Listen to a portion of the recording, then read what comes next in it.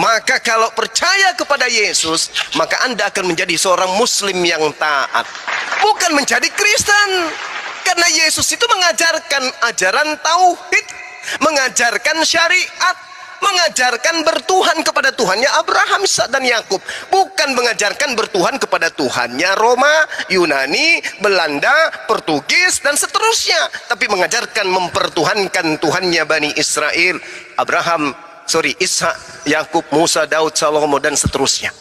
Ini yang perlu dipahami nih. Teman-teman Kristen harus mengerti nih. Ketika kemudian aku tidak dapat berbuat apa-apa dari diriku sendiri, apa yang aku kerjakan, apa yang aku lakukan adalah apa yang diperintahkan oleh Sang Tuhan untuk aku lakukan, oleh Sang Pengutus untuk aku lakukan. Kalau ibu percaya, selesai, final sudah di situ. Aku tidak dapat berbuat apa-apa.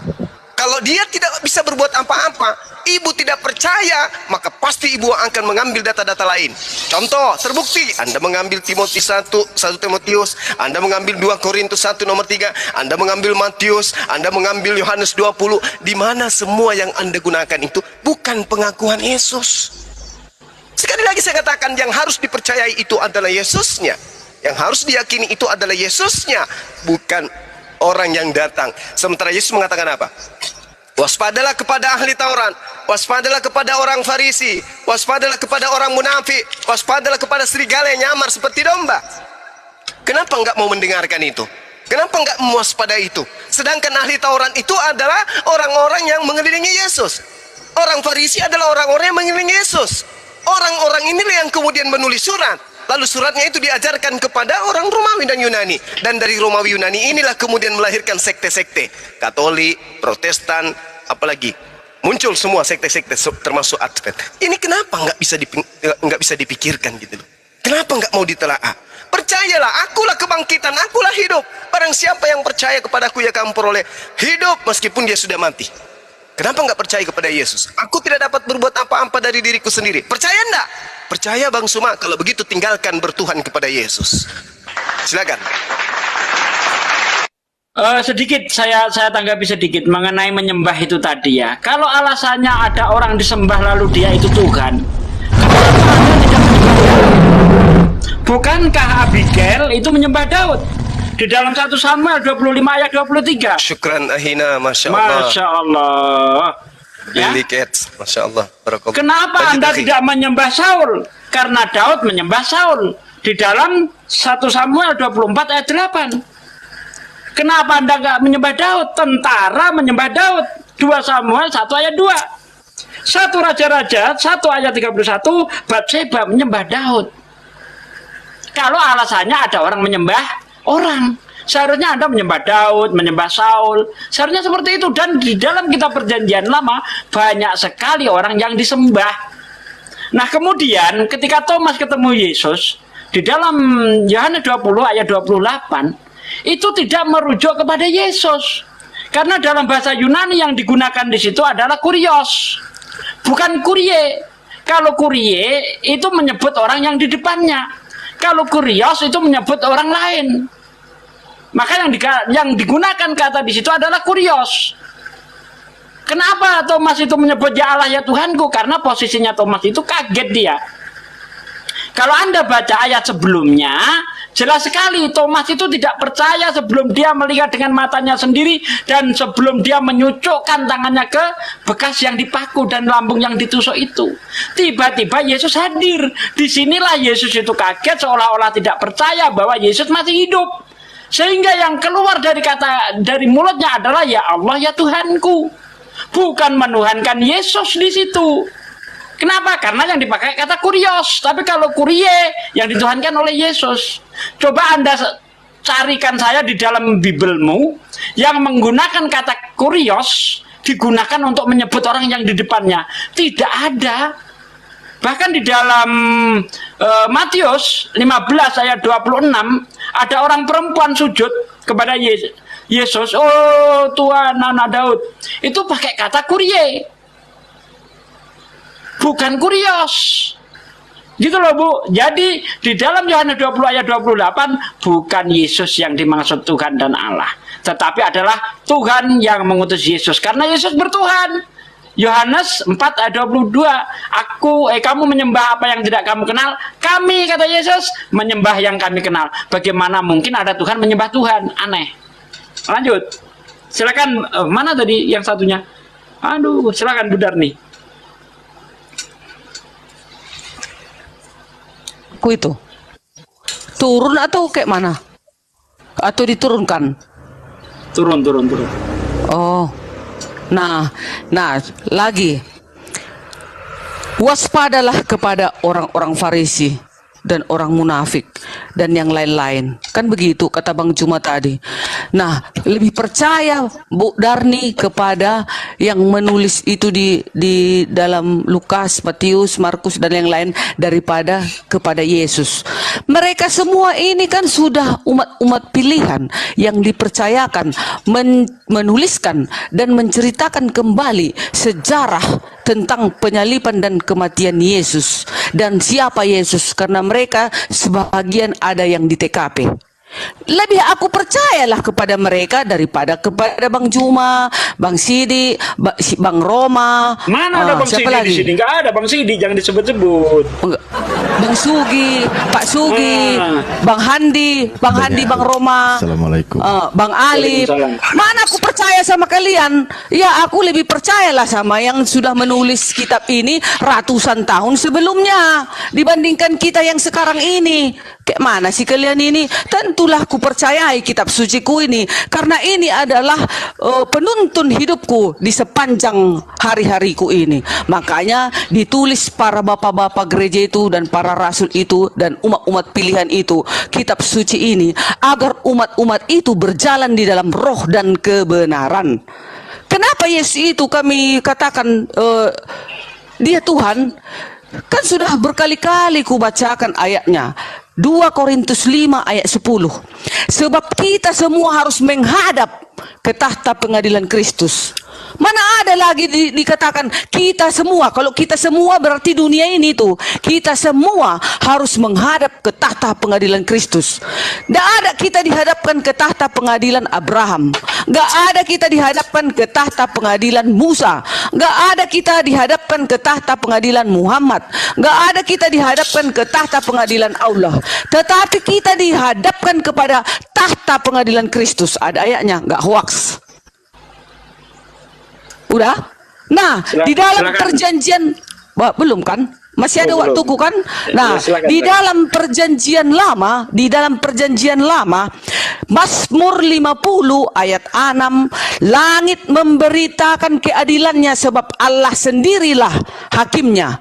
Di dalam Yohanes 9 ayat 39, Yesus sendirilah hakimnya. Makanya dikatakan Yesus itu adalah wujud dari Allah, gambaran dari Allah. Makanya dia juga dicatatkan sebagai hakim yang adil. Di perjanjian lama dicatat Allah itu, Elohim itu adalah hakim yang adil. Gak ada dua hakim yang adil, hanya satu. Mazmur 75 ayat 3, apabila aku menetapkan waktunya, aku sendiri akan menghakimi dengan kebenaran. Itulah Yesus, hanya Yesus hakimnya. Mazmur 75 ayat 8, tetapi Allah adalah hakim, direndahkannya yang satu dan ditinggikannya yang lain. Itulah Yesus. Makanya dikatakan Yesus adalah wujud dari Allah dan gambaran daripada Allah. Masih ada kan? Tunggu lagi ya, banyak lagi nih. Mazmur 7 ayat 9, Tuhan mengadili bangsa-bangsa. Tuhan mengadili bangsa-bangsa. Hakimilah aku Tuhan, apakah aku benar, apakah aku tulus, apakah aku ikhlas. Mazmur 7 ayat 12, Allah adalah hakim yang adil dan Allah yang akan murka setiap saat. Yesus adalah hakim yang adil kelak. Tertulis di dalam hadis, Isa Al-Masih akan turun di tengah-tengahmu sebagai hakim yang adil. Yesus mengatakan, aku akan datang ke dunia untuk menghakimi, katanya. Apalagi sesuai genaplah nas para nabi. Di dalam Mazmur, di dalam Matius tertulis bahwasanya Yesuslah hakim yang adil. Makanya kami mengatakan dia Tuhan, dan malaikat Elohim juga sudah mengabarkan kepada Maria, engkau akan melahirkan seorang anak, yaitu Tuhan dan juru selamat. Apalagi? Ada lagi? Yang lain. Ya sudahlah dulu Bang. Oke, baik. Gini, Ibu Darni, Jadi ketika kemudian Anda mendudukkan pengakuan Yesus dan pengakuan orang-orang di luar Yesus, lalu Anda sandingkan dengan firman Tuhan yang adalah hakim, sebenarnya itu ada kekacauan berpikir disebabkan oleh karena akal sudah dibekukan, lalu yang Anda mainkan di sini adalah logika iman. Kena memang kalau hanya konsep iman yang Anda gunakan jadi acuan. Saya narasikan melalui dari ayat suci Al-Quranul Karim, karena kita berbicara mengenai oknum yang sama, tapi konsep yang merubah dan membuat kita berbeda. Al-Quranul Karim menjelaskan begini, Bismillahirrahmanirrahim. Ketika kemudian ayat suci Al-Quran mengatakan bahwa wahai Nabi Isa, ya, wa isqalallahu ya Isa bin Maryam, a anta qulta linnas, apakah engkau yang mengajarkan kepada manusia untuk menyembah kepadamu selain daripada aku? Nabi Isa kemudian menerangkan bahwa subhanakallah, beliau mengatakan maha suci engkau ya Allah, aku tidak pernah mengatakan apa yang bukan hakku untuk aku katakan dan aku sampaikan. Apa yang aku katakan adalah apa yang diperintahkan. Qala subhanaka ma yakunu li an aqula ma laysa li bihaq. Saya tidak berkata-kata apa yang bukan hakku untuk aku katakan. Sama di dalam Yohanes 12:49, aku tidak berkata-kata dari diriku sendiri. Apa yang aku katakan, apa yang aku sampaikan adalah apa yang diperintahkan untuk aku katakan dan aku sampaikan. In kuntu qultu faqad alimtah ta'lamu ma fi nafsi wala a'lamu ma fi nafsi. Nabi Isa kemudian mengatakan bahwa engkau mengetahui, sekiranya aku pernah mengatakannya, tentulah engkau telah mengetahuinya. Engkau mengetahui apa yang ada pada diriku, dan aku tidak mengetahui apa yang ada padamu. Sesungguhnya engkaulah yang maha mengetahui segala yang gaib. Jadi di sini saya ingin membangun kemudian cakrawala berpikir Budarni. Yesus datang kepada Bani Israel, diterimakah dia? Tidak. Mahkamah agama terima? Enggak. Orang Farisi terima? Enggak. Pengadilan agamanya Bani Israel terima enggak? Enggak. Ahli Taurat terima? Enggak. Murid-muridnya bagaimana? Oh, yang terima itu muridnya. Lalu bagaimana muridnya? Ademkah dia? Sejahterakah dia? Damai sejahterakah dia? Tentramkah dia? Hidup damaikah dia setelah Yesus itu pergi? Tidak. Murid-murid Yesus yang menjadi orang yang bertemu langsung dengan Yesus diselesaikan oleh orang Farisi. Mereka dijajah, mereka dipenjarakan, mereka dianiaya, mereka disesa. Baca Lukas 21 nomor 8 sampai nomor 12. Apa yang terjadi terhadap murid-murid Yesus? Tidak ada yang kemudian melakukan penginjilan. Oke? Itu yang pertama. Kemudian muncul orang-orang yang menulis, Lukas, Markus, Matius, Yohanes, Paulus, dan seterusnya. Apakah mereka ini orang yang duduk di hadapan Yesus, menerima selayaknya Rasulullah dengan sahabatnya? Tidak sama sekali. Lukas melakukan penyelidikan. Penulis Matius, baca di Matius 9 nomor 9. Dia bukan Matius, murid Yesus. Yohanes, penulis Yohanes, baca di Yohanes 21 nomor 24 sampai 25. Penulis Yohanes bukan murid Yesus. Markus bukan murid Yesus. Dia adalah murid Paulus. Paulus apa lagi? Paulus adalah orang yang dipilih oleh Tuhan. Sebagaimana yang diterangkan dalam Mazmur 58 nomor 3 nomor 4. Tuhan memilih penyesat sejak dari dalam rahim ibunya. Lalu kemudian Paulus mengatakan dalam Galatia 1 nomor 5, nomor 15, aku dipilih dari sejak rahim ibuku. Dipilih sebagai apa? Dipilih sebagai rasul. Bullshit. Kalau Paulus dipilih menjadi rasul, maka dia akan duduk bersama dengan Yesus mengajarkan Injil. Faktanya kagak. Malah dia tidak saling kenal satu sama lain.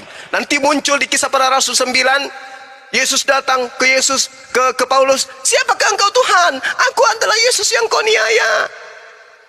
Coba, ini cerita-cerita yang tidak bersambung antara pengajaran Yesus. Markus 1 nomor 14, Yesus ke Galilea mengajarkan Injil Allah. Kisah Para Rasul 8 nomor 35, Filipus mengajarkan Injil Yesus. Tidak berkesesuaian dengan Injil yang muncul di tengah-tengah teman Kristen hari ini. Mana Injil Allah? Mana Injil Yesus? Nggak ada. Yang ada Injil Lukas, Markus, Matius, Yohanes. Itu apa? Itu apa itu? Itu tidak pernah tersentuh sedikit pun oleh Yesus. Injil yang diberitakan Yesus bukan Injil Lukas, Markus, Yohanes, surah-surah Paulus. Bukan itu yang diajarkan oleh Yesus. Yang diajarkan oleh Yesus adalah Injil Allah. yang diajarkan oleh Filipus adalah Injil Yesus. Itu poin. Lalu kemudian ada yang disebut Tuhan. Ada yang disebut Tuhan, yang senantiasa menyaksikan, yang senantiasa melihat, yang senantiasa mendengarkan, yang senantiasa menyimak apapun di atas muka bumi ini. Dialah yang kemudian memberitakan kepada baginda Rasulullah Muhammad sallallahu alaihi wasallam bahwa yang terjadi sebenarnya seperti ini. Nabi Isa tidak disalibkan. Yang disalib adalah orang yang fasik menggantikan daripada Yesus itu sendiri. Itu yang terjadi.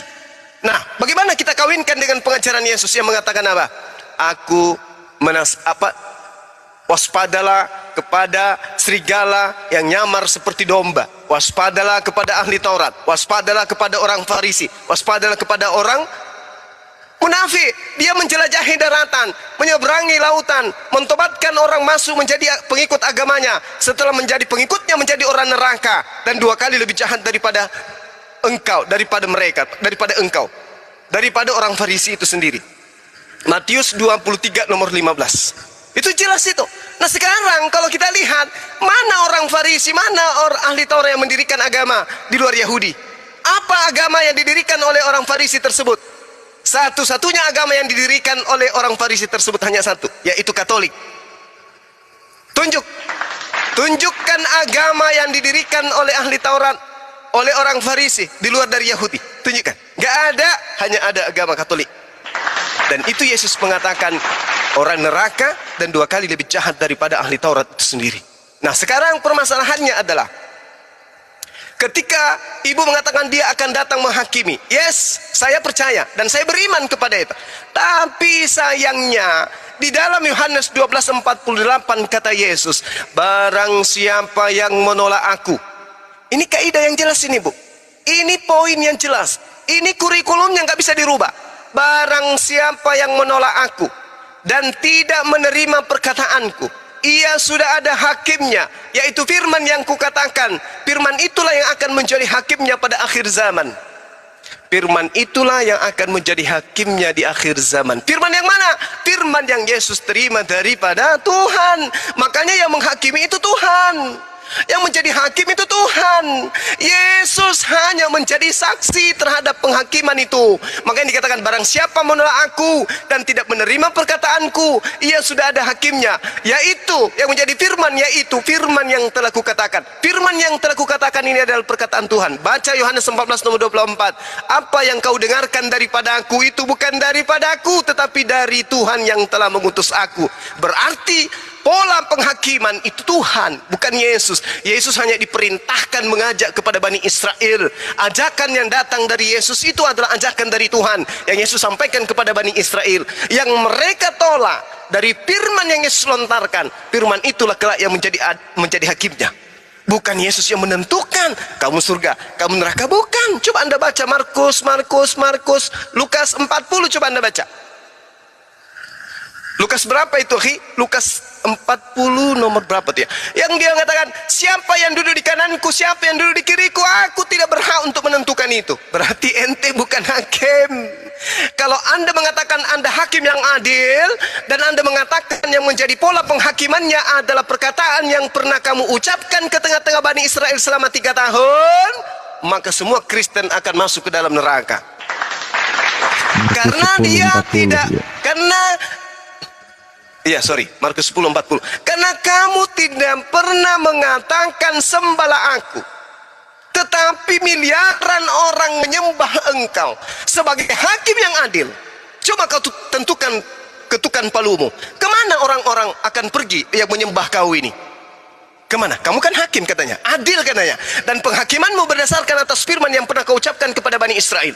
Orang-orang yang menyembahmu dengan berbagai macam propaganda akan kau bawa kemana? Ke surga. Mana firmanmu yang pernah kau ucapkan bahwa yang menyembahmu masuk surga, mana? Sedangkan di dalam Matius 7 nomor 21, 22, 23, apa yang kau katakan? Tidak setiap orang yang menyeru engkau Tuan, Mar dalam bahasa Aramaik, Kurios dalam bahasa Yunani, yang akan masuk ke dalam kerajaan surga, melainkan dia yang melakukan kehendak Tuhan yang mengutus aku. Siapa yang berkehendak agar engkau dituhankan? Siapa yang berkehendak agar Kristen menyembahmu? Siapa? Apakah Tuhan Bapa yang menghendaki agar mereka menuhankanmu? Kalau kau mengatakan ya, mana dalilnya? Tunjukkan kepada saya. Tapi ternyata Yesus menjawab, kan sudah kukatakan data selanjutnya. Bukankah kami telah bernubuat pakai namamu Yesus? Bukankah kami mengusir setan pakai namamu Yesus? Bukankah kami bermujizat pakai namamu, mengusir setan pakai namamu Yesus? Apa jawabku pada saat itu? Enyahlah engkau dari hadapanku, engkau semua adalah pembuat kejahatan. Berarti yang menyembah Yesus sampai pada level dia bisa mengusir setan, karena saking yakinnya menurut Yesus, engkau semua adalah pembuat kejahatan. Hakiman Yesus, coba ibu telah Yohanes 12:48. Barang siapa yang menolak aku, dia sudah ada hakimnya, yaitu firman yang aku ucapkan kepada mereka. Firman itulah yang akan menjadi hakimnya kelak di akhir zaman. Firman yang dimaksud Yesus ini adalah Yohanes 17:8. Segala firman yang engkau berikan telah aku sampaikan kepada mereka. Berarti bukan Timotius, bukan Filipi, bukan Kaliki, bukan Pararang dan seterusnya. Bukan itu yang menjadi pola hakim. Tapi pernyataan-pernyataan Yesus yang Yesus terima dari Tuhan selama 3 tahun itulah sebelum terangkat ke langit yang menjadi tolak ukur keselamatan Bani Israel. Demikian. Aku ya Bang Juma. Nah, tadi Bang Juma bilang murid Yesus tidak ada yang melakukan penginjilan. Salah Bang Juma. Kisah Para Rasul 9 ayat 26 sampai 31, Paulus bersama murid-murid mengajar dalam nama Yesus Tuhan.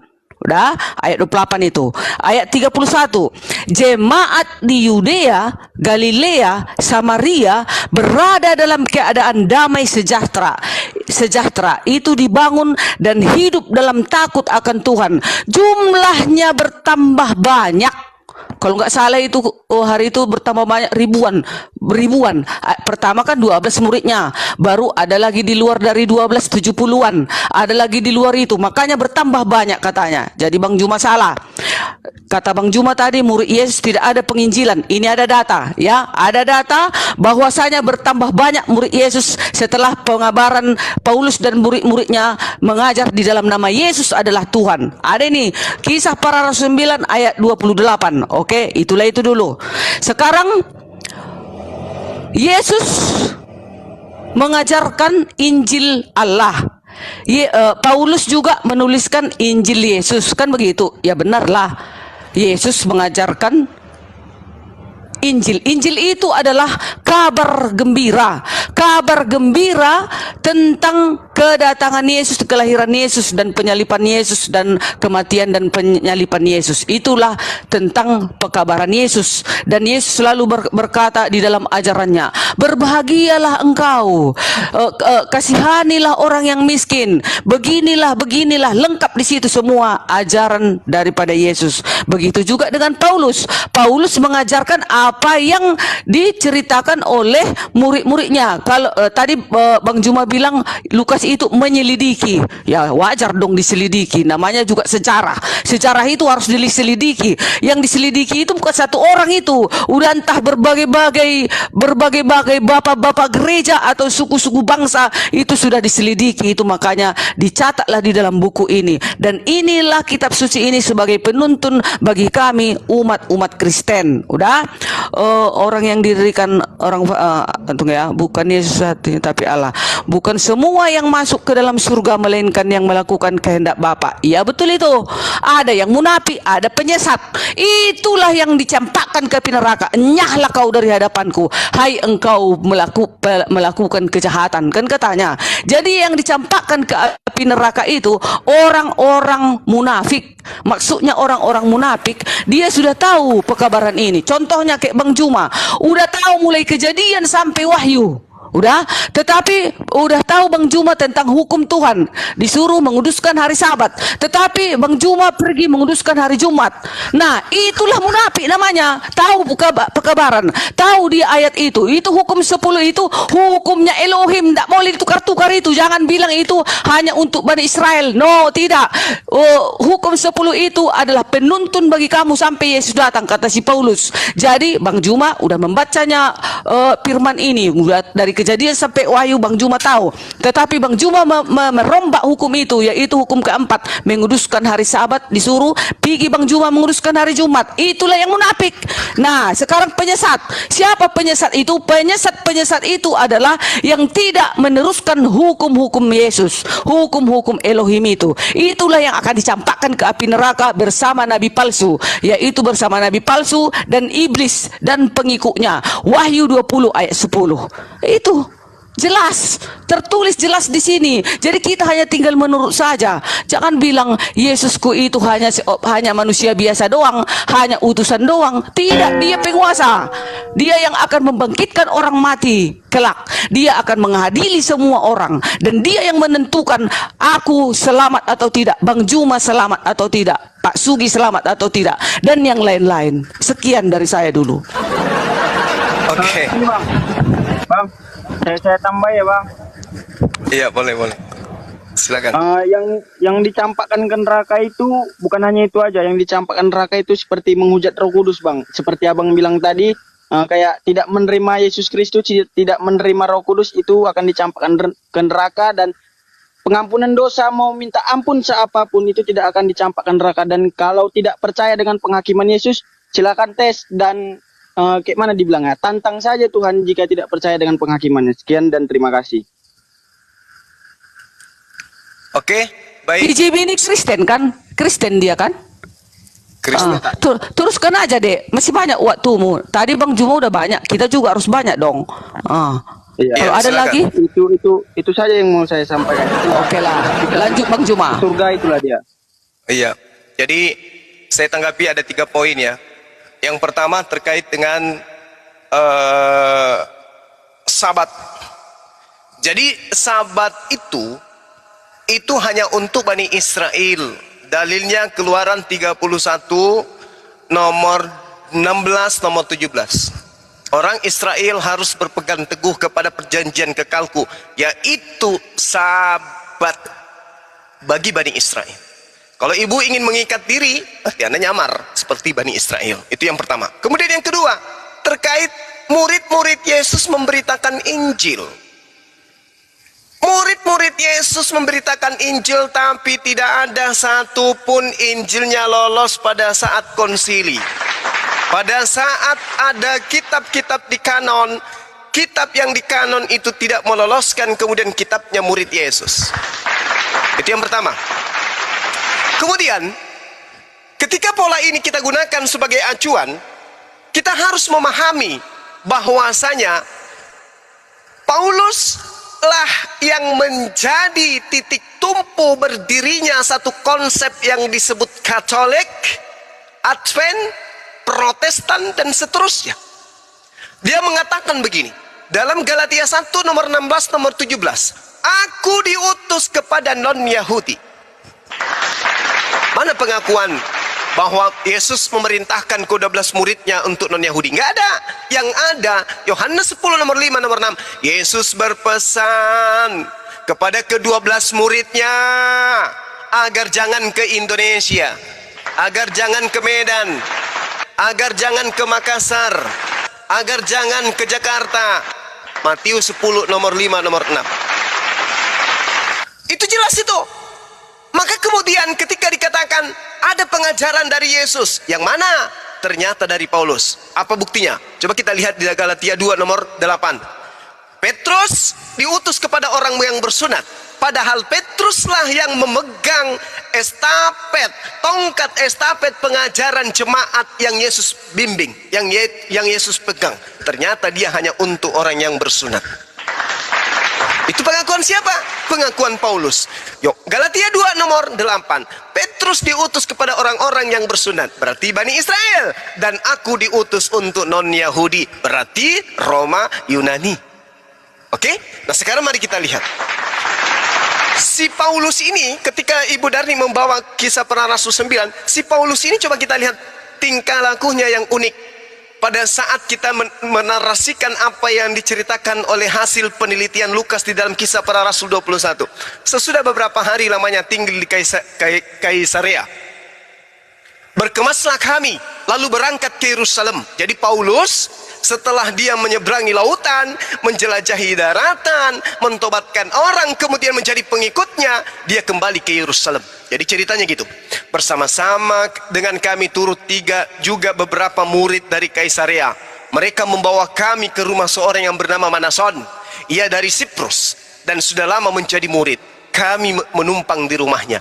Ketika kami tiba di Yerusalem, jadi Paulus dan teman-temannya ini, ya, seperti apa ya ceritanya sekarang, kayak jamaah tablik lah gitu ya, keliling dari daratan ke daratan, door to door, mengajarkan kemudian kitab-kitabnya. Lalu kemudian dikatakan gini, pada keesokan harinya, setiba di Yerusalem, pergilah Paulus bersama-sama dengan kami mengunjungi Yakobus. Semua penatua telah hadir di situ. Paulus memberi salam kepada mereka. Ini Paulus ini. Setelah Paulus berjalan-jalan keluar dari Yerusalem, lalu menceritakan dengan terperinci apa yang dilakukan Theos di antara bangsa-bangsa lain oleh pelayanannya. Jadi Paulus yang bercerita kepada orang-orang Yahudi. Mendengar itu, mereka kemudian memuliakan Theos. Lalu mereka berkata kepada Paulus, "Saudara Paulus, lihatlah beribu-ribu orang Yahudi telah menjadi percaya. Dan mereka semua rajin memelihara hukum Taurat. Tetapi mereka mendengarkan tentang engkau, bahwa engkau mengajar semua orang Yahudi yang tinggal di antara bangsa-bangsa asing untuk melepaskan hukum Taurat." Ini jadi Paulus diceritakan di sini mengajarkan kemudian orang-orang di luar yang hidup di tengah-tengah bangsa asing untuk menjadi Kristen, yaitu melepaskan hukum Taurat. Dan dikatakan gini, menurut melepaskan hukum Musa. Sebab engkau mengatakan supaya mereka jangan menyunatkan anak-anaknya dan jangan hidup menurut adat istiadat kita. Jadi bagaimana sekarang wahai Paulus? Tentu mereka akan mendengarkan bahwa engkau telah kembali ke Yerusalem, engkau telah datang kemari. Sebab itu lakukanlah apa yang kami katakan ini. Di antara kami ada 4 orang yang bernazar. Bawalah mereka bersama-sama dengan engkau. Lakukanlah pentahiran dirimu. Maksudnya tobatkanlah dirimu dari menyesatkan orang-orang meninggalkan hukum Taurat. Dirimu dan bersama-sama dengan mereka dan tanggunglah biaya mereka sehingga mereka dapat mencukurkan rambutnya. Maka semua orang yang akan tahu bahwa segala kabar yang mereka dengarkan tentang engkau sama sekali tidak benar. Coba. Ini apa namanya? Wahai Paulus, kau tahirkan dirimu supaya isu yang didengarkan orang bahwa kamu meninggalkan hukum Taurat menjadi Kristen itu adalah tidak benar. Maka tahirkan dirimu, melainkan bahwa engkau telah memelihara hukum Taurat, kau tidak meninggalkannya. Tetapi mengenai bangsa-bangsa lain yang telah menjadi percaya, sudah kami tuliskan keputusan-keputusan kami, yaitu mereka harus menjauhkan diri dari makanan yang dipersembahkan kepada berhala, dari darah dan daging binatang yang mati dicekik dan di pencabulan. Maka pada hari berikutnya Paulus membawa orang-orang itu serta dengan dia, ia mentahirkan dirinya, dia bertaubat bersama-sama dengan mereka, lalu masuk ke bait Tuhan untuk memberitahukan bila mana pentahiran akan selesai dan persembahan akan dipersembahkan untuk mereka masing-masing. Ini Paulus melakukan pertobatan setelah dia pulang ke Yerusalem mengajarkan ajaran Kristen. Kalau ajarannya itu benar, kemudian kenapa dia harus melakukan pertobatan? Kenapa dia harus ditahirkan? Kenapa dia harus mempersembahkan persembahan? Kenapa? Sementara katanya ajarannya itu sudah benar. Itu yang kedua. Terus kemudian yang terakhir, ketika saudara bercerita tentang yang terkait dengan ini, murid-murid Yesus, Paulus mengatakan dalam Galatia 1 nomor 13, kemudian 1 Korintus 19 nomor 9, Paulus ini tiada hari kemudian dia lalui tanpa menganiaya, kemudian menjerakan, kemudian membinasakan murid-murid Yesus. Galatia 1 nomor 13 dan juga ada di dalam 1 Korintus 15 nomor 9. Jadi murid-murid Yesus itu sudah dibinasakan oleh beliau. Ya, jadi tidak ada lagi. Adapun tulisannya itu nanti dijadikan sebagai Injil Apokripa. Kemudian terkait dengan yang menghujat Roh Kudus. Sebenarnya di Kristen itu nggak ada Roh Kudus, Bung. Kristen itu tidak mengenal Roh Kudus. Hanya di Islam Roh Kudus itu ada. Kul man kana aduwwan li Jibril fa innahu nazzalahu ala qalbika bi iznillah musaddiqan lima baina yadayhi wa hudaw wa busyra lil mu'minin. katakanlah wahai Nabi Muhammad, barang siapa yang menjadi musuh Jibril, maka ketahuilah bahwa dialah Jibril yang telah menurunkan Al-Quran ke dalam hatimu dengan izin Allah, membenarkan kitab-kitab terdahulu dan menjadi petunjuk serta berita gembira bagi orang-orang yang beriman. Siapa ini? Siapa ini kemudian Jibril ini? Jibril inilah Roh Kudus itu. Di mana dikatakan? Di dalam Al-Quran surah An-Nahl ayat 102. Kul man kana aduwwal Jibril, dijawab kemudian Jibril ini adalah man kana aduwwal Jibril, kemudian di dalam surah An-Nahl, surah An-Nahl ayat 102, Jibril inilah yang disebut kemudian Roh Kudus. Katakanlah wahai Nabi Muhammad, Roh Kudus inilah yang menurunkan Al-Quran kepadamu. Tadi siapa? Yang disebutkan tadi adalah Jibril. Jibril yang menurunkan Al-Quran. Kemudian dalam surah An-Nahl disebutkan sebagai Roh Kudus. Di situ dikatakan kul nazzalahu ruhul qudus mir rabbika bil haqq. Jadi jelas Jibril itu adalah Roh Kudus, Roh Kudus itu adalah Jibril. Sementara yang menyampaikan pengajaran kepada Lukas, Markus, Matius, Paulus dan seterusnya, itu bukan Jibril, itu bukan Roh Kudus, tetapi mereka menuliskan berdasarkan keinginan-keinginan mereka masing-masing dari hasil penyelidikan. Demikian. Aku dulu ya, baru nanti adik Jimmy ya. Kau sediakan bahanmu ya, Dek. Nah, tadi yang kucatat di sini, hukum hanya untuk Bani Israel. Salah Bang Juma. Syukron. Yesaya, tunggu.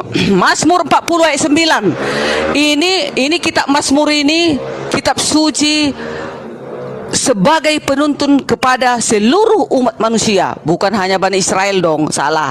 Mazmur 40 ayat 9. Aku suka melakukan kehendakmu ya Allahku, Tauratmu ada di dalam dadaku. Udah. Yesaya 42 ayat 4. Ia sendiri tidak akan menjadi pudar dan tidak akan punah terkulai sampai ia menegakkan hukum di bumi. Segala pulau mengharapkan pengajarannya. Di bumi ya, bukan di Bani Israel, di bumi. Nah, sekarang Mazmur 119 ayat 1. Berbahagialah orang-orang yang hidupnya tidak bercela, yang hidupnya menurut Taurat Tuhan. Taurat itu apa? Itu 10 hukum. Hanya itu yang diturunkan kepada si Musa, lalu diteruskan turun-temurun. Nah, jadi makanya Yesus juga mengatakan di dalam Kisah Para Rasul 1 ayat 8, tetapi kamu akan menerima kuasa kalau Roh Kudus turun ke atas kamu, dan kamu akan menjadi saksiku di Yerusalem, di seluruh Yudea dan Samaria sampai ke ujung bumi. Mana mungkin hanya di Israel sampai ke ujung bumi, sampai ke Medan, sampai ke Barus, ke kampung. Roma 1 ayat 16. Sebab aku mempunyai keyakinan yang kokoh dalam Injil, karena Injil adalah kekuatan Allah yang menyelamatkan setiap orang yang percaya, pertama-tama orang Yahudi tetapi juga orang Yunani. Tadi Bang Juma bilang hanya untuk orang Yahudi. Mana yang non Yahudi ajaran Yesus? Ini dia. Jelas ya, tetapi juga orang Yunani, bukan hanya Yahudi saja, tetapi juga orang Yunani. Roma 1 ayat 16. Nah, sekarang kita lihat lagi Mazmur 114 ayat 16. Langit itu langit kepunyaan Tuhan, dan bumi itu telah diberikannya kepada anak-anak manusia. Nah, kalau anak-anak manusia ini sudah diberikan oleh Elohim, berarti anak-anak manusia itu harus menuruti hukum 10. Nah, makanya jika ada petinggi-petinggi agama, nabi yang tidak mengajarkan 10 hukum, itu adalah pendusta. Katanya Yesus mengatakan ya dalam Yohanes, itu adalah pendusta. Nah, di dalam Kisah Para Rasul 2 ayat 19, sewaktu Roh Kudus itu datang, banyak itu yang menyaksikan. Pertama, orang-orang Partia, orang-orang Media, orang-orang Elam, penduduk Mesopotamia, Yudea, Kapadokia, Pontus dan Asia. Asia pun ada. Asia, orang Asia datang pada saat itu. Nah, Kisah 2 ayat 10, Frigia dan Familia, Mesir dan daerah-daerah Libya yang berdekatan dengan Kirene, pendatang-pendatang, dan Roma. Kisah Para Rasul 2 ayat 11. Baik orang Yahudi maupun penganut agama Yahudi, orang Kreta dan orang Arab. orang Arab pun ada. Nah, jangan Bang Jua bilang hanya untuk Bani Israel. Seluruhnya ini kan namanya udah bumi, namanya udah pencipta kita menurunkan hukum agar kita patuhi. Makanya udah kubilang, siapa petinggi agama dan para nabi tidak meneruskan, seluruh para nabi meneruskan hukum 10. Contoh, Nabi Yosua 24 ayat 26. Yosua mendirikan batu, yaitu batu 10 hukum. Bukan batu-batu yang lain didirikan ya, tetapi batu 10 hukum. Nah, Yosua membacakan 10 hukum di hadapan bangsa Israel dan pendatang-pendatang pada saat itu. Jadi jangan salah Bang Juma. Paulus tingkah lakunya dulu membantai murid-murid Yesus. Yes, gara-gara itulah makanya dia ditobatkan oleh Yesus, didatangi Yesus dia melalui cahaya. Maka bertobatlah dia, maka menginjillah dia bersama para murid-murid Yesus dan makin bertambah banyaklah pengikut-pengikut Yesus. Udah selesai. Gak bisa kita mengarang-mengarang, harus bercerita sejujur-jujurnya. Sekian. Coba ditambahi adikku si Jimmy dulu. Mungkin itu aja tidak. Dan kalau murid Yesus itu tidak menceritakan tentang Injil, mungkin agama Kristen itu tidak menjadi mayoritas terbesar di dunia. Sekian dan terima kasih. Oke, baik. Jadi ibu melakukan tambal sulam. Ketika ada perintah hanya untuk Bani Israel, Anda tutupi dengan perintah-perintah Tuhan kemudian yang harus diberitakan sampai ke ujung bumi. Tentang Taurat harus sampai ke ujung bumi. Tentang Mazmur ke ujung bumi. Tentang Injil ke ujung bumi. Tentang Elohim, Tuhannya Abraham, Ishak dan Yakub diberitakan sampai ke ujung bumi. Memang betul. Tapi syariat hukum itu berlaku hanya untuk Bani Israel dan orang-orang asing yang ada di tengah-tengah mereka, baik itu yang mereka merdekakan atau mereka beli. Itu memang betul. Tetapi untuk komunitas Roma, Yunani itu nggak ada cerita. Komunitas Batak itu nggak ada cerita. Kecuali orang Batak yang hidup di tengah-tengah pemukiman Bani Israel. Mazmur 147. Tuhan memberitakan firman-Nya kepada Yakub, syariat-syariatnya, hukum-hukumnya, ketetapan-ketetapannya kepada Israel. Tuhan tidak berbuat demikian kepada segala bangsa dan hukum-hukumnya tidak mereka kenal. Dalil Ulangan 33 nomor 4. Hukum Taurat itu adalah hak milik kepunyaan Bani Yakub. Kita mau kemana? Yeremia 31 nomor 31 sampai 36. Aku akan membuat perjanjian baru dengan Bani Israel dan Bani Yehuda. Apa itu? Aku akan memasukkan hukum Taurat ke dalam batin setiap Bani Israel. Jadi tidak ada dasar pijakan kemudian bahwa Bani Israel menerima hukum dari Tuhan dan hukum itu hanya untuk seluruh umat manusia. Itu nggak ada dalilnya. Nggak ada dalilnya. Tidak ada dalilnya. Tapi kalau kebesaran Tuhan, kemuliaan Tuhan, hukum-hukum Tuhan yang datang kepada Bani Israel, itu memang harus diberitakan. Al-Quran memberitakan itu. Tetapi hukum-hukum yang datang kepada mereka itu hanya mengikat mereka. Bagaimana kemudian hukum yang datang kepada Bani Israel ini kemudian dipatahkan? Oh, harus ada yang mengarang, harus ada yang membuat cerita, harus ada yang melebih-lebihkan, harus ada yang merusak tatanan itu untuk supaya dipercaya. Contoh, Roma 1 nomor 16. Sebab aku mempunyai keyakinan yang kokoh dalam Injil, karena Injil adalah kekuatan Tuhan yang menyelamatkan setiap orang yang percaya, pertama-tama orang Yahudi tetapi juga orang Yunani. Orang Yahudi dan orang Yunani. Siapa perbuatan ini? Perbuatan Paulus. Membantah ajaran Tuhan tadi. Aku tidak melakukan perintah ini kepada bangsa lain. Hukum-hukumku tidak mereka kenal. Tapi Paulus mengatakan, dan juga orang Yunani. Apa akibatnya? Kita baca apa yang dituliskan kemudian oleh Kisah Para Rasul. Di Kisah Para Rasul 21. Ya, di situ sangat jelas dikatakan, ketika masa 7 hari itu sudah hampir terakhir, orang-orang Yahudi yang datang dari Asia. Nah ini.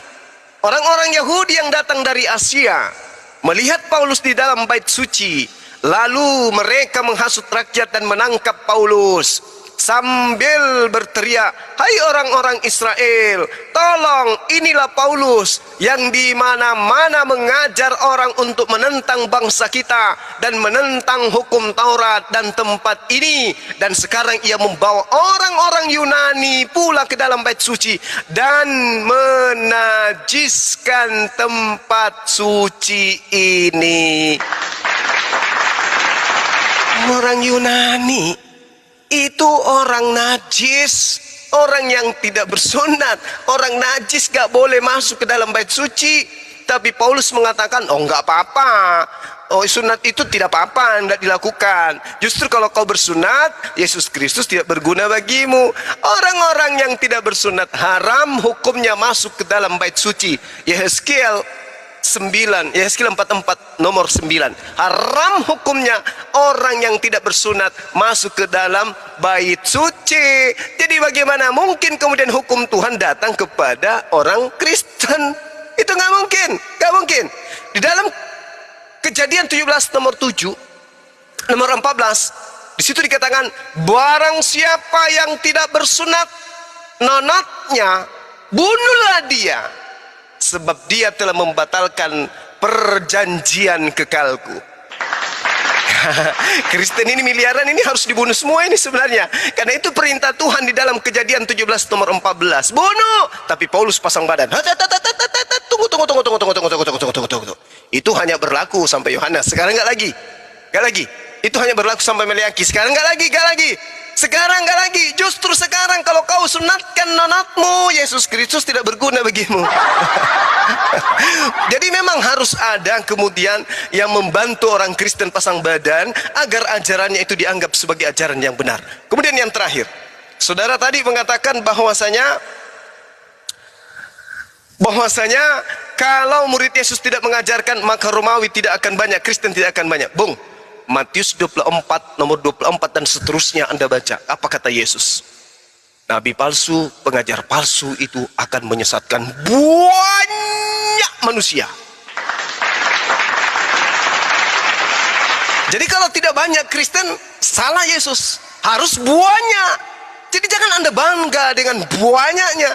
Mereka banyak menjadi Kristen bukan karena belajar Bible, tetapi karena doktrin dan dogma.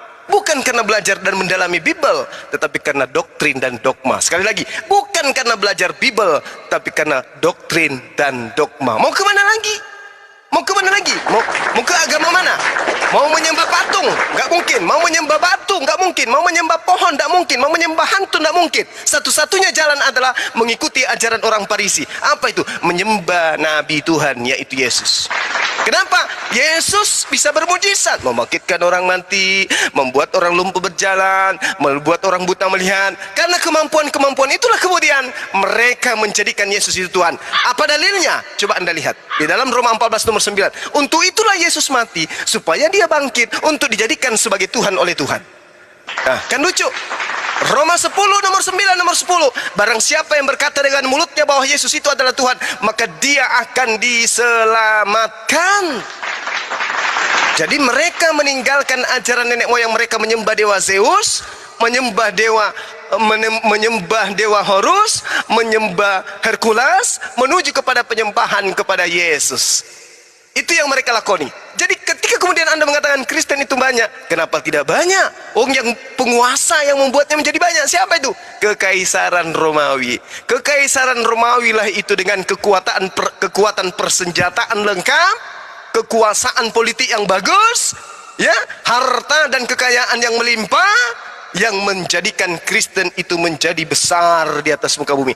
Tapi kalau Anda pilih dari sekte ke sekte, dari sekte ke sekte, maka Kristen adalah agama yang paling kecil. Islam adalah agama yang paling besar. Udah Bang Jemaah. Silakan. Tadi soal tentang bersunat. Orang yang bersunat menajiskan ibadah kita, katanya, ya kan? Nah, kita baca lagi di dalam Imamat 22 ayat 1 sampai 33. Kudusnya kebaktian. jika seorang dalam keadaan tidak kudus yang melakukan banyak kejahatan, itu yang paling penting, yang melakukan banyak kejahatan jangan masuk kebaktian. Imamat 20 ayat 7, maka kamu harus menguduskan dirimu dan kuduskanlah kamu sebab akulah Tuhan Allahmu. Jadi dikatakan juga Bang Juma, sunatlah hatimu dan janganlah lagi kamu tegar tengkuk. Hatimunya sunatkan, jangan lakukan segala bentuk kejahatan. Ulangan 10 ayat 16. Yeremia 4 ayat 4, sunatlah dirimu bagi Tuhan dan jauhkanlah kulit katan hatimu, katanya. Jadi kulit katan hati kita ini yang harus kita sunat. Kita lakukan kebaikan dan kebenaran, baru kebaktian itu boleh kita datangi, katanya. Jadi nggak perlu eceknya nonot kita ini nggak perlu disunat pun boleh, yang jelas boleh disunat, nggak dilarang. Tetapi yang paling terpenting dikatakan di dalam imamat ini dan ulangan ini adalah kuduskanlah hatimu dari segala bentuk kejahatan. Itu soal sunat. Nah, baru bisa masuk rumah ibadah, kebaktian. Hukum Taurat hanya untuk Bani Israel. Lalap terus itu Bang Juma bilang hanya untuk Israel. Emangnya Elohim itu hanya untuk orang Israel saja? Tidak, untuk seluruh bumi. Jangan Bang Juma bilang Elohim itu untuk bangsa Israel saja. Elohim itu menurunkan 10 hukum awalnya untuk Bani Israel melalui Musa. Setelah itu terus.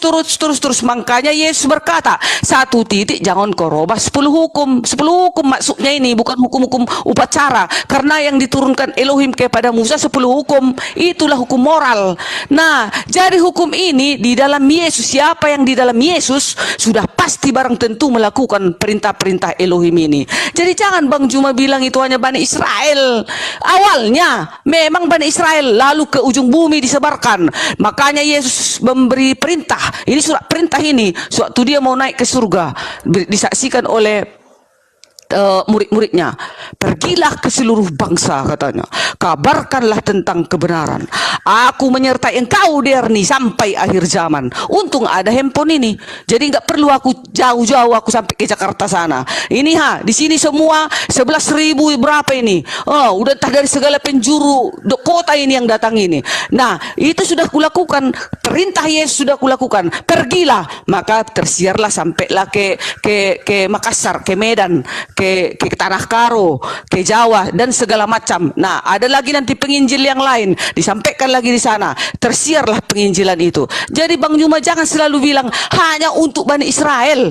Umat Tuhan itu seluruh bumi ini, seluruh alam semesta ini. Awalnya para nabi datang di Bani Israel, di sana, di Israel sana awalnya, baru kemudian menyebar ke seluruh penjuru bumi. Makanya kan banyak orang Kristen Bang Juma, enggak 1000, bermiliar-miliar. Nah, jadi sudah tersiarlah pekabaran itu. Aduh, udah sakit tenggorokan kue, enceng lah.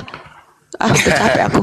Iya, jadi gini, ketika kita berbicara mengenai sunat hati, sunat hati itu maksudnya manusia itu kalau dia tidak sunat hatinya maka dia akan berlaku seperti iblis. Kenapa? Yang dimaksud orang yang tidak bersunat hati adalah orang yang sombong, orang yang congkak, orang yang tegar tengkuk terhadap perintah-perintah Tuhan yang datang kepada para nabi. Ketika diajarkan jangan ada ilah lain di hadapanmu, mereka kemudian tegar tengkuk membikin ilah dalam bentuk manusia. Padahal pada saat Tuhan berfirman di Keluaran 20, Tuhan dalam keadaan dirinya yang adalah esensi yang tak seperti makhluk. Tiba-tiba di abad pertama muncul Tuhan baru bernama Yesus. Saya katakan kepada Ibu Darni, Tuhan mengatakan di dalam Ulangan 10 nomor 16, sebab itu sunatlah hatimu, janganlah lagi kamu tegar tengkuk. Kenapa orang Yahudi disebut tegar tengkuk? Kenapa? Karena ketika datang perintah, jangan engkau makan babi, mereka melanggar. Peliharalah sabatku, mereka melanggar. Jangan kau memakan bangkai, mereka melanggar. Jangan kau membuat patung, mereka melanggar. Pelihara sabatku, mereka melanggar. Itu yang disebut tegar tengkuk. Tegar tengkuk disebabkan karena mereka melanggar perintah.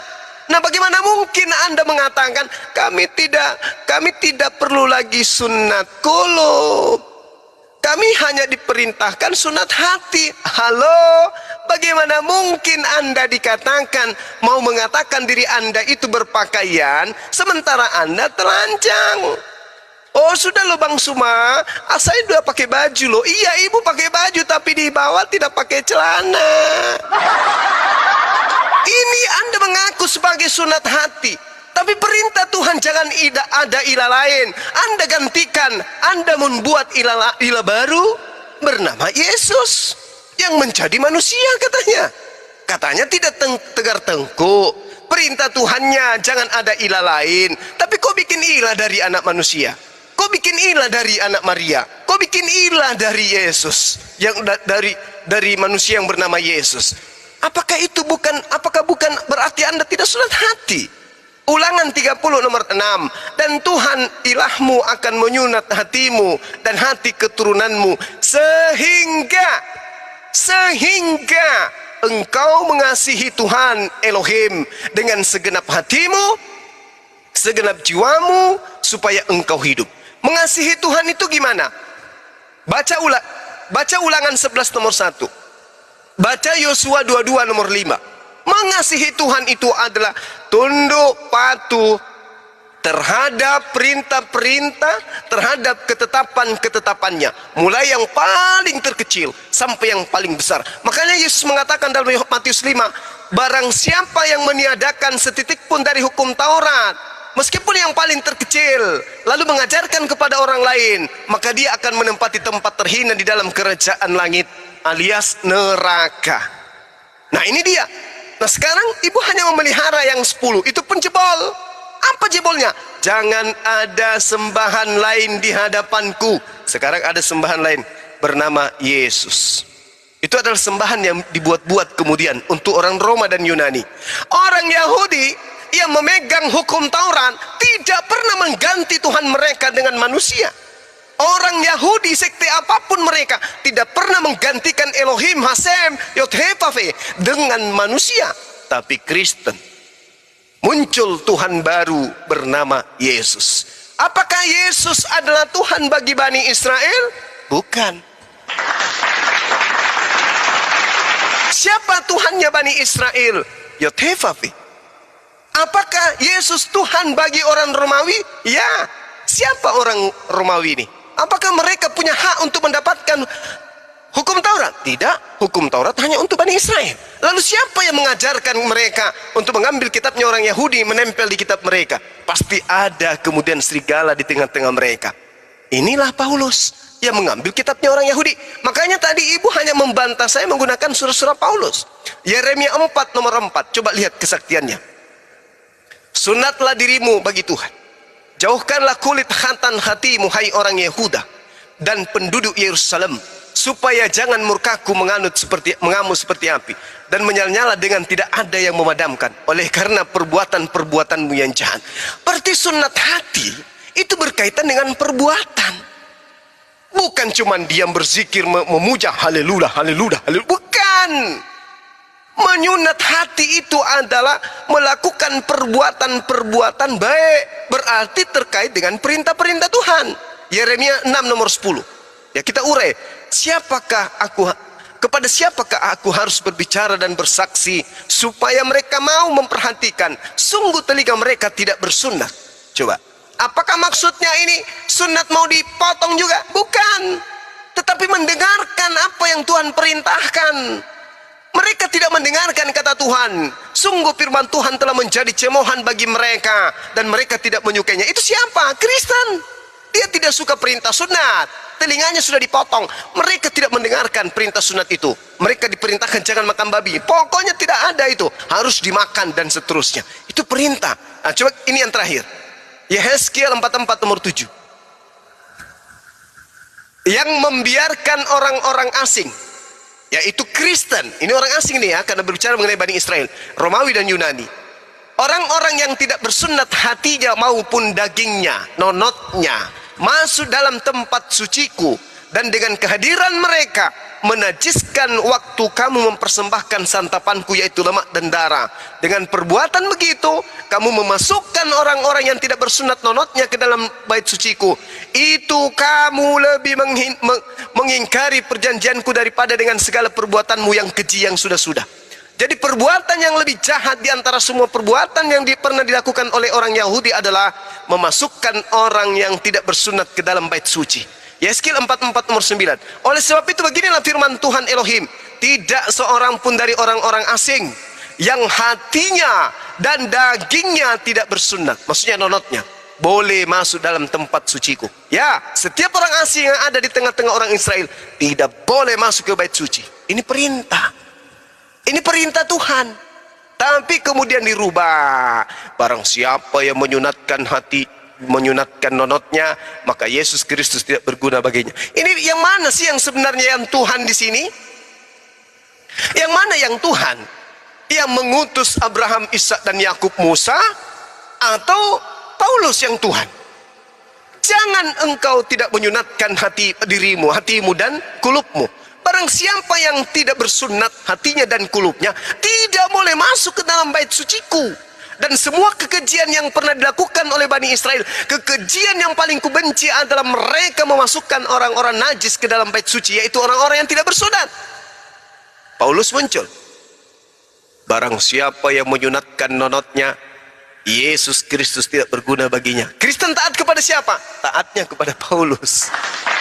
Padahal di dalam Kejadian 17 nomor 14, inilah perjanjian kekalku yang kuadakan terhadap engkau, anak-anakmu, keturunanmu secara turun-temurun, bahwa barang siapa yang tidak memotong kulupnya, maka dia harus dibunuh, karena dia telah mengingkari perjanjian kekalku. Ini sebenarnya yang Tuhan siapa sih? Tuhannya Bang Juma. Oke, silakan. Oke, udah ya. Silakan. Aku udah terakhir lah ini ya Bang Juma. Terakhir Iya, lah ya. silakan, Bu. Nah, Imamat 22 tadi ayat 1 sampai 33 itu kudusnya kebaktian, perikopnya di atas ya. Jika seorang dalam keadaan tidak kudus yang melakukan banyak kejahatan, itu ya, itu maksudnya yang tidak kudus, yang melakukan banyak kejahatan, jangan masuk kebaktian, katanya. Maka kamu harus menguduskan dirimu dan kuduslah kamu, sebab akulah Tuhan Allahmu. Imamat 20 ayat 7. Berarti Bang Juma, kalau kami memang di Advent boleh bersunat, tapi tidak itu iman kami. Tetapi yang dikatakan di dalam imamat ini adalah menyunatkan hati kita ini dari segala bentuk kejahatan. Itulah yang lebih utama, baru boleh masuk kita ke kebaktian itu ya. Terus jangan ada sesembahan lain selain aku. Yes, benar sekali. 1 Tawarikh 16 ayat 26. Yang menyembah selain kepada Allahnya Musa, Abraham, Ishak, Yakub adalah berhala atau setan. Nah, di luar daripada Elohimnya Abraham, Ishak dan Yakub adalah Mamon, setan.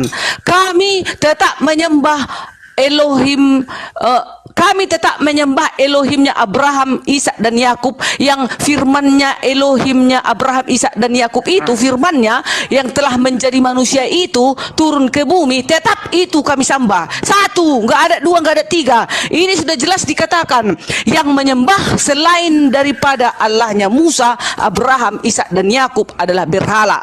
Udah tahulah Bang Juma, di luar dari Elohim, kalian mana berani kalian membilang Elohim di dalam Al-Quran itu? Mana berani? Nah, berarti kalian di luar dari Allahnya Abraham, Ishak dan Yakub. Kami orang Kristen masih tetap di dalam Allahnya Abraham, Ishak dan Yakub, yang firmannya Elohimnya Abraham itu, firmannya yang telah menjadi manusia, mau menebus kami, mau menyelamatkan kami. Itulah Yesus yang turun ke bumi. Deal. Ada yang lain selain daripada itu. Udahlah Bang Juma, capek aku, siaplah itu. Udahlah ya. Tapi itu ini menyomak. Tapi Tuhannya Abraham, Yakub itu bukan Yesus, Saudara nih. Iya, tetapi kan udah aku bilang firmannya Elohimnya Abraham, Ishak dan Yakub itulah Yesus gitu, yang menjadi manusia turun ke bumi. Jadi nggak ada Abraham bukan Yesus, Allah yang udah. lain. Tuhannya Udah Abraham deh. bukan Yesus, sudah. Terusin. Udah. Udahlah, apalah dulu. Sampai di sinilah dulu, jam 2, jam 1 udah pun ini, hampir tengah 2. Oke lah. Iya, baik. Oke, Bu Darni. Iya. Jadi kalau ada mau kalian naikkan lagi oten-oten, silahkan ya. Ini ada adikku lagi si Jimmy ini ya. Masih ada rupanya dia di situ. Ayo Dek, kau dulu bernarasi Dek. Jimmy. Udah nggak kelihatan ya Bu Darni ya, Sorry, kalau Pak. ada kawannya. Cukup? Iyalah itu elah Kak. Itu dia. Jadi Elohim kami tetap Elohimnya Abraham, Ishak dan Yakub, yang firman-Nya itu telah menjadi manusia, mau menebus kami, menyelamatkan kami, turun ke bumi. Jadi nggak perlu lagi memotong-motong korban, memotong-motong binatang setiap tahun. Asal berdosa memotong domba, asal berdosa memotong binatang. Tidak lagi seperti itu. Hanya cukup dengan darah Yesus disucikan manusia kepada Elohim. Itulah Elohim kami. Jadi tidak di luar. Masih ngomel. Oke lah. Jadi sampai di sini dulu lah, karena udah capek juga aku, korongkongan udah apa. Soalnya itu juga ulang sana, ulang sini, ulang sana, ulang sini. Udah ya. Jadi aku selamat malam lah dulu. Jadi komentar di Bang Juma dong. Lanjut Bang Juma. Iya, baik. Jadi kalau kita berbicara mengenai Tuhan ilah lain, jelas hari ini kita memahami Yesus itu bukan Tuhannya Bani Israel. Udah 2000 tahun Kristen mangut-mangut, mungut-mungut, kemudian ke gereja hari Sabat, hari Minggu, mereka menyembah siapa? Menyembah Yesus. Sejak kapan Bani Israel memiliki Tuhan bernama Yesus? Itu adalah ilah baru. Itu fakta. Lalu bagaimana dengan kami umat Islam? Di dalam Kejadian 17 nomor 7. Jangan lari ke Al-Quran dulu. Kejadian 17 nomor 7 ini perjanjian kekal Tuhan dengan Abraham, Ismail, Ishak. Aku akan melakukan perjanjian kekal dengan engkau, wahai Abraham. Yaitu, aku akan menjadi Tuhanmu. Yang berkata seperti itu siapa? Tuhannya Bani Israel. Tuhan pencipta langit dan bumi yang membuat perjanjian kekal. Wahai Bani Israel, wahai Abraham, aku akan melakukan perjanjian kekal dengan engkau, dengan anak-anakmu, keturunanmu secara turun-temurun, sebagai perjanjian kekal. Tidak ada yang bisa membantah itu. Tidak ada yang bisa membatalkan bahwa aku akan menjadi Tuhanmu, Tuhan keturunanmu, Tuhan anak-anakmu secara turun-temurun. Tuhan datang kepada Nabi Ibrahim alaihissalam. Lalu Al-Quran mengatakan, wa wasabiha Ibrahimu banihi wa Yaqub. Ya bani ya inna Allah astafa lakumuddin. Fala tamutunna illa wa antum muslimun. Dan Nabi Ibrahim alaihissalam mewasiatkan ucapan itu kepada anak-anaknya, demikian juga kepada Yakub. Wahai anak-anakku, sesungguhnya Allah telah memilih jalan ini, telah memilih agama ini, telah memilih dinul ini untukmu, maka janganlah kamu mati kecuali dalam keadaan muslim.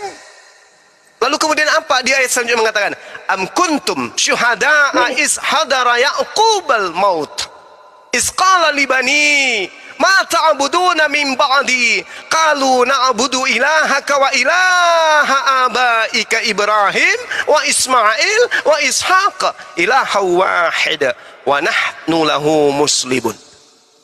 Kami akan menyembah Tuhanmu, Tuhan nenek moyangmu yaitu Ibrahim, Ismail, Tuhannya Ismail, Tuhannya Ishak, yaitu Tuhan yang Maha Esa, dan kami hanya berserah diri kepada Tuhan tersebut. Ini yang kami sembah. Maka yang dikatakan innani anallah la ilaha illa ana, sesungguhnya aku ini adalah Allah, tidak ada Tuhan selain aku. Akulah yang datang kepada Ibrahim, kepada Ishak dan Yakub, kepada Musa, kepada Daud, kepada Salomo, kepada Isa alaihissalam. Ini yang kami imani. Jadi kami tidak merubah, kami tidak menyembah ilah baru. Yang kami sembah adalah ilah yang datang kepada Abraham, Ishak dan Yakub, yang datang kepada Musa, Daud, Salomo. Itu yang kami sembah. Sementara Ibu Darni, Kristen dan semuanya menyembah anak Maria. Makanya dalam Al-Quran, wa iskala Isa bin Maryam a anta qulta linnas takhizuni wa ummi ilahi min dunillah. Wahai Isa, apakah engkau yang mengajarkan Bu Darni dan teman-temannya menyembah engkau selain daripada aku? Qala subhanaka ma yakunu li an aqula ma laysa li bil haqq. Maha suci engkau ya Allah. Aku tidak pernah mengatakan itu kepada mereka. Yang aku katakan apa yang menjadi hakku, yang bukan hakku aku tidak katakan. Ma qultu lahum illa ma amartani bi ani abudullah rabbi wa rabbakum. Aku mengajarkan kepada mereka, sembahlah Allah Tuhanku dan Tuhanmu. Makanya dalam Yohanes 4 nomor 22 Yesus mengatakan, kami menyembah apa yang kami kenal, kalian menyembah apa yang tidak kalian kenal. Berarti Yesus juga menyembah. Nah, inilah yang dikatakan oleh Al-Qur'anul Karim. Jelas sekali, wa nahnu lahu muslimun. Dan keturunan Nabi Ibrahim alaihissalam, Ismail dan Isa menyatakan kami berserah diri kepada Allah. Wa nahnu lahu muslimun. Maka dikatakan qalu na'budu ilahaka wa ilaha abaika Ibrahim wa Ismail wa Ishaqa ilaha wahid. Di antara Ibrahim, di antara Ishak, di antara Ismail tidak pernah diperkenalkan Tuhan yang berupa manusia. Tidak pernah. Tidak ada Tuhan yang dilahirkan manusia, apalagi dibunuh oleh manusia. Dengan demikian, kita tutup diskusi kita pada malam hari ini. Ketika Bu Darni mengatakan bahwasanya ibu itu adalah orang yang kemudian menjalankan perintah Tuhan, yang taat kepada perintah Tuhan, di mana orang suci kemudian orang kudus itu adalah orang yang diterima ibadahnya. Bagaimana mungkin ibu bisa kudus kalau ibu tidak pernah mandi junub? Ibu tidak pernah mandi tahir. Bagaimana mungkin ibu dikatakan kudus ketika ibu masuk ke rumah ibadat masih menggunakan sepatu sendal, masih tidak berwudu, tidak mencuci tangan, tidak membasuh muka, tidak membasuh kaki. Sementara itu adalah syarat-syarat untuk masuk ke bait suci. Bagaimana mungkin kemudian ibu mau dikatakan kudus, kemudian ketika ibu mendudukkan anak manusia untuk menjadi setara, bahkan mengganti Tuhan yang pernah datang menyatakan diri kepada para nabi. Jadi tidak ada kekudusan kepada penyembah-penyembah Yesus. Tuhan mengatakan jelas bahwa tidak ada Tuhan di luar daripada aku, tidak ada Tuhan di samping aku. Hendak kepada siapa engkau mempersamakan kami sehingga kami sama? Akulah Tuhan, tidak ada yang lain. Akulah Tuhan, tidak ada yang lain. Bukan duta, bukan utusan, tetapi aku sendiri. Makanya di dalam Kisah Para Rasul 2 nomor 22, aku sendiri. Aku hanya menjadikan Yesus sebagai perantara, tetapi melakukan mujizat, membangkitkan dan seterusnya, akulah itu. Makanya Yesus setiap mau melakukan sesuatu selalu berdoa, ya Bapa, ya Bapa, ya Bapa, dalam namamu, wahai Bapa, dalam namamu, dan seterusnya. Itu disebabkan karena Yesus tidak bisa berbuat apa-apa dari dirinya sendiri. Yang berbuat adalah pencipta langit dan bumi melalui perantaraan nabinya Yesus alaihi salam. Demikian. Bang Juma, satu lagi lah, karena ada lagi tambahan ini tadi Bang Juma buat. Bagaimana mungkin Anda kudus masuk ibadah aja nggak cuci tangan, nggak cuci? Mandi, semua mandi, jangankan cuci tangan, mandi harus bersih. Kok cuci tangan pula Bang Juma bilang harus mandi semua bersih, cuci rambut, cuci gosok gigi, hidung di lubang-lubang ini semua dibersihkan masuk ke gereja. Dan satu lagi, hatimu lah sucikan dari segala bentuk kedengkian. Kenapa pakai sepatu? Iya, pakai sepatu juga boleh, tapi bersihlah sepatunya. Bersih sepatunya, bukannya dipijak-pijak tai ayam di sana dibawa ke dalam rumah ibadah. Oh tidak. Enggak dong. Kan kita periksa sepatu kita itu. Kita lihat pun gini, oh bersih. Kita lap-lap lagi, kita tokok-tokok lagi di luar baru masuk. Tapi yang paling penting adalah hatimu. Jadi kayak mana orang miskin? Orang miskin yang kotor-kotor baru entah dari mana-mana dia mau cari-cari makanan, uang dan segala macam, gak ada uangnya. Tahu-tahu dia mau datang kepada Tuhan. Kayak mana itu? Datang aja dia ke rumah ibadah itu. Kita larang.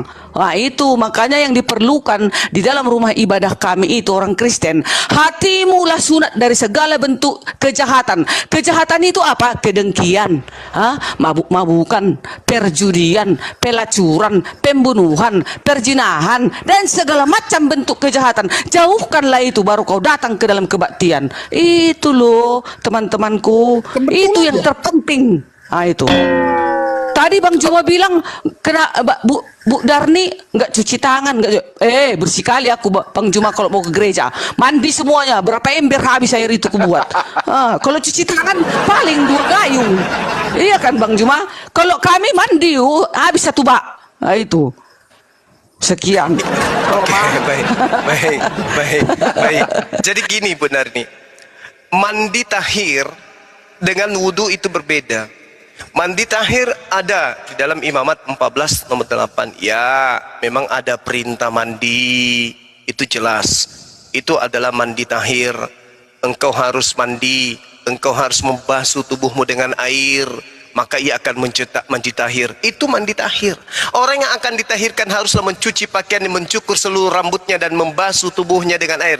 Maksudnya mandi. Itulah disebut mandi tahir. Tapi yang saya maksud ini wudhu. Wudhu yang diajarkan oleh para nabi ketika kemudian mereka masuk ke dalam bait suci. Keluaran 30 Anda baca. Kami juga harus membuat bejana perunggu dengan alasnya dari perunggu untuk mencuci. Dan haruslah kau taruh itu di antara kemah pertemuan dan mesbah.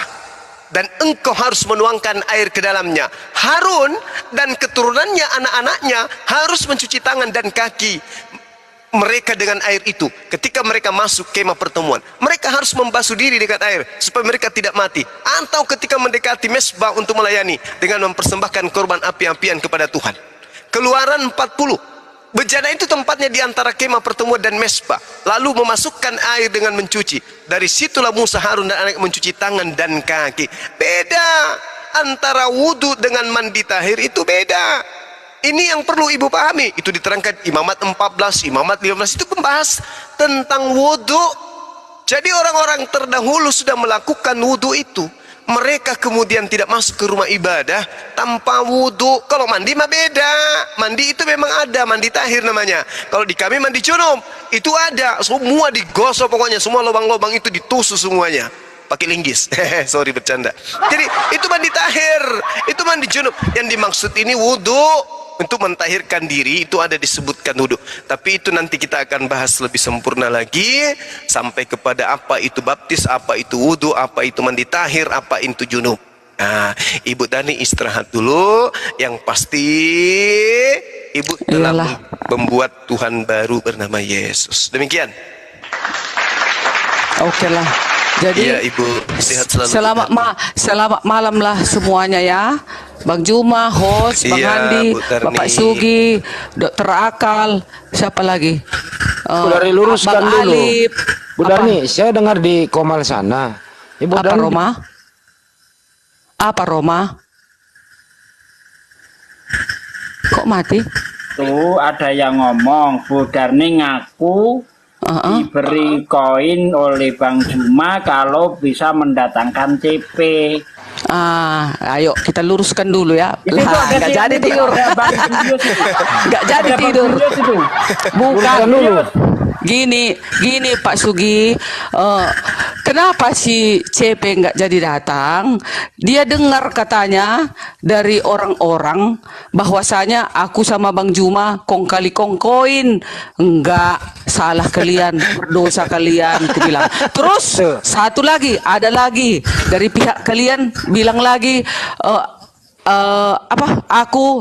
aku dibayar CCP gitu ya. Nggak ada, mana ada uang CCP, nggak mungkin lah ada kan. Jadi nggak mungkin. Semua dua-duanya salah, nggak ada yang benar. Dua-duanya hoax, dua-duanya datang roh iblis berkata seperti itu. Dari pihak CCP pun tak ada, dari pihak Bang Juma juga nggak ada. Nah itunya yang sebenar-benarnya. Gitu dia. Aku nggak tahu berdusta loh Bang Sugi, Pak Sugi. Tapi faktanya Bu Darni, faktanya adalah si CP ini takut nggak mau. Enggak, itu tadinya dikiranya aku sama Bang Juma kali kongkoin nanti dikasih Bang Juma aku koin. Itu Bu Darni. Itu alasan, Bu. Kan aja. Itu Baru alasan. kan Dia nggak depan kan sama gini. Bang Juma. Besoknya, Panjang besoknya lagi kan urusannya. dibukanya lagi. Bang Juma kemarin itu maka aku turun, mati lampuku, udah itu WiFi ku mati. Kan kecarian klien aku kan, mati lampuku, nggak mungkin aku beli pulsa. Udah jam berapa itu ya? Jam 1 aku yang turun itu kan. Aku bukan lari ya, bukan.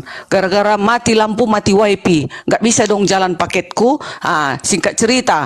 Nah, kalau masalah ini tadi, terus besoknya dibilang Bang Cipi, yaudah, aku kalah 1-0. Oke lah, nggak apa-apa lah aku kalah. Karena aku sudah kukira Bu Darni sama Bang Juma ada kong kali kong koin. Sekarang kubukalah di roomku lagi, kuundang lagi Bang Juma. Kau bilang ke sana, agak mau aku. Ku bilang kan, agak mau aku, nggak mau aku lagi, capek aku, malu aku kau buat. Udah 5.000 menonton aku nunggu-nunggu andalanku nggak datang. Ku bilang gitu. Itulah kan, lebih bela kau ke sana daripada ke sini katanya. Ya udah, ku usahakan, ku bilang, ku datangilah buruku. Blokir permanen. Nah, disampaikan lantah jadi sama Bang Juma. Si CP ditunggu-tunggu, nggak datang Bang Juma. Tengok Bu Darni, ku klaim ini aku juga yang menang. 1-1 kami. Itu loh. Gitu. Kalau selain kali kalian mau berlaga lagi, nggak mau aku lagi, nggak ada urusanku lagi, capek aku. Nah, masalahnya Habis aku diteror di ruangan Kristen itu loh. Dibilang aku batu sandungan di Kristen ini. Batu sandungan aku dibilang. Sementara aku Dibilangnya kayak gini Yudas. lah. Panas otakku mau berlawanan tadi menjawab Bang Juma. Otakku ini panas loh. Belajarnya aku ini, bukuku di hadapanku ini, capek aku baca-bacanya. Dibilang aku Judas. Coba lihat Murni. bukunya, Bu. Buku besar ini. Coba lihat Enggak usah lah. catatannya, Bu Nanti Darni. on cam aku jelek, nggak mau aku. Kalau kayak secantik Mbak Di tadi aku on cam ini aku jelek, nggak mau lah. Udah yang penting gitunya. hatinya Bu Darni cantik.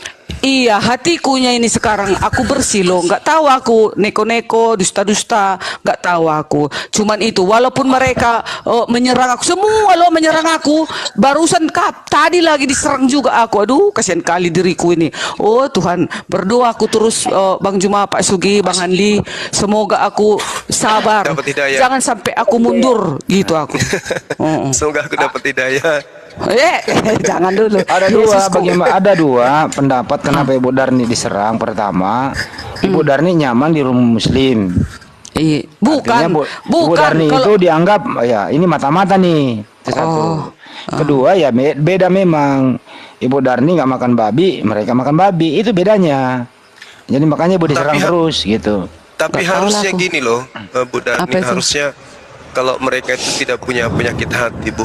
Kalau kita jujur ya, terlepas apapun agamanya, kalau mereka itu nggak punya penyakit hati, harusnya mereka itu senang, bangga. Lihatlah orang Kristen, orang Islam bisa berdiskusi panjang lebar berjam-jam, Iya. tidak ada Iya. hujat-hujatan. Harusnya Iya. dia bangga kan, daripada di komalnya membahas apalah, menuduh, memfitnah, menghinakan, merendahkan apalah, entah apalah dia bahas di tempat mereka itu. Bang Juma